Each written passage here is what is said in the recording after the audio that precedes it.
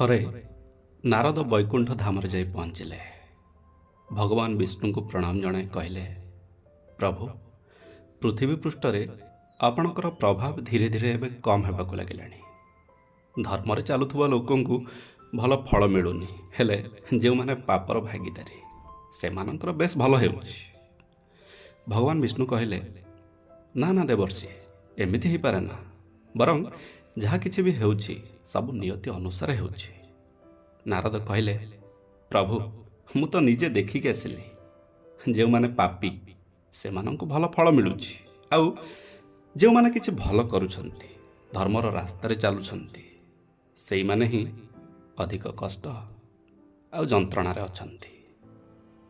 ଭଗବାନ କହିଲେ, ଠିକ୍ ଅଛି, ତାହେଲେ କୌଣସି ଏକ ଘଟଣା କୁହ ଯେଉଁଥିପାଇଁ ତୁମକୁ ଏମିତି ଲାଗୁଛି। ନାରଦ କହିଲେ, ମୁଁ ଏବେ ଜଙ୍ଗଲ ବାଟ ଦେଇ ଆସୁଥିଲି। ସେଠି ଦେଖିଲି ଗୋଟେ ଗାଈ ପଙ୍କରେ ପଡ଼ିଯାଇ ଉଠିପାରୁନାହିଁ। ବଞ୍ଚାଇବା ବାଲା ବି କେହି ନଥିଲେ। ସେତିକି ବେଳେ ଜଣେ ଚୋର ସେଇ ବାଟ ଦେଇ ଯାଉଥିଲା। ଗାଈର ଏ ପରିସ୍ଥିତିକୁ ସେ ଦେଖିଲା, ହେଲେ ସେ ତା ନିଜ ବାଟରେ ଚାଲିଗଲା। କିଛି ବାଟ ଗଲା ପରେ ଚୋରକୁ ଏକ ସୁନାର କଳସ ପ୍ରାପ୍ତ ହେଲା।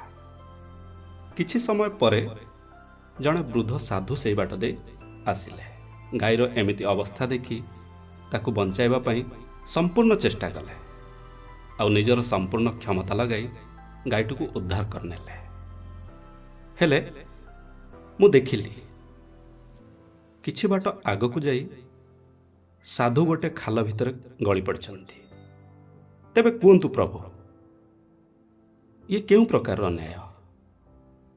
ନାରଦଙ୍କ କଥା ଶୁଣି ପ୍ରଭୁ କହିଲେ,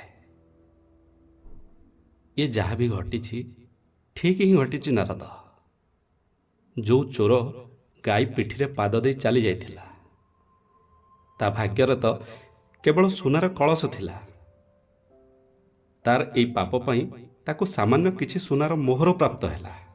ହେଲେ ସାଧୁକୁ ଏଥିପାଇଁ ଖାଲ ଭିତରେ ପଡ଼ିବାକୁ ପଡ଼ିଲା, କାହିଁକି ନା ତା ଭାଗ୍ୟରେ ମୃତ୍ୟୁ ଲେଖା ଥିଲା। ଆଉ ଗାଈକୁ ବଞ୍ଚାଇବା କାରଣରୁ ତାର ପୁଣ୍ୟ ଆହୁରି ବଢ଼ିଯାଇଥିଲା। ଆଉ ସେ ବେଶୀ କଷ୍ଟ ନ ଭୋଗି, ବେଶୀ ଯନ୍ତ୍ରଣା ନ ପାଇ ଛୋଟିଆ ଚୋଟରେ ତାର ମୃତ୍ୟୁ ହେଲା। ମଣିଷର କର୍ମରୁ ତାର ଭାଗ୍ୟ ନିର୍ଣ୍ଣୟ ହୋଇଥାଏ। ବୁଝିଲ ନାରଦ? ବାସ୍ ଏତିକି। ଯଦି ଏ କାହାଣୀ ଆପଣମାନଙ୍କୁ ଭଲ ଲାଗିଥିବ ତେବେ ଲାଇକ୍, ସେୟାର, ସବସ୍କ୍ରାଇବ୍ ନିଶ୍ଚିତ କରିବେ। ଧନ୍ୟବାଦ।